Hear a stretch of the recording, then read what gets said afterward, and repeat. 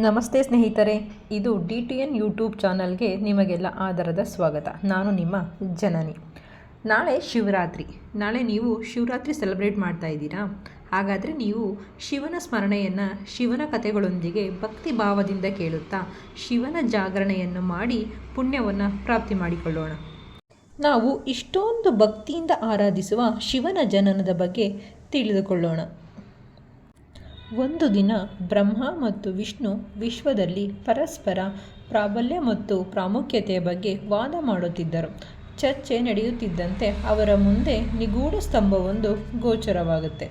ಅದು ವಿಷ್ಣು ಮತ್ತು ಬ್ರಹ್ಮನ ವಾದವನ್ನು ಕೇಳಿದ ಸ್ತಂಭವು, ನಿಮ್ಮಿಬ್ಬರಲ್ಲಿ ಯಾರು ಮೊದಲು ನನ್ನ ಆರಂಭವನ್ನು ಮತ್ತು ಅಂತ್ಯವನ್ನು ಕಂಡುಹಿಡಿಯುತ್ತಾರೋ ಅವರನ್ನು ಶ್ರೇಷ್ಠರೆಂದು ಪರಿಗಣಿಸಲಾಗುತ್ತದೆ ಎಂದು ಆ ಧ್ವನಿ ಹೇಳುತ್ತದೆ.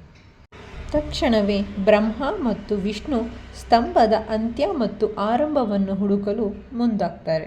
ಇದಕ್ಕೆ ಉತ್ತರವನ್ನು ಹುಡುಕಲು ಬ್ರಹ್ಮನು ತಕ್ಷಣವೇ ಹಂಸವಾಗಿ ಪರಿವರ್ತಿಸಿಕೊಂಡು ಸ್ತಂಭದ ಮೇಲ್ಭಾಗವನ್ನು ಹುಡುಕಲು ಮೇಲಕ್ಕೆ ಹಾರಿ ಹೋಗುತ್ತಾನೆ.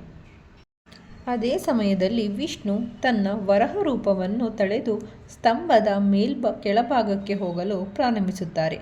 ಎಷ್ಟೋ ಸಾವಿರ ವರ್ಷಗಳು ಕಳೆದರೂ ಸ್ತಂಭದ ಮೂಲ ಮತ್ತು ಅಂತ್ಯವನ್ನು ಕಂಡುಹಿಡಿಯಲು ಆಗುವುದಿಲ್ಲ.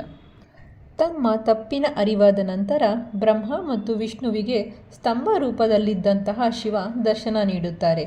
ಇದು ಶಿವನ ಉಗಮ.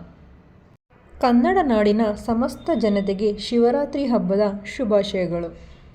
Thanks for watching. Please share and subscribe this YouTube channel.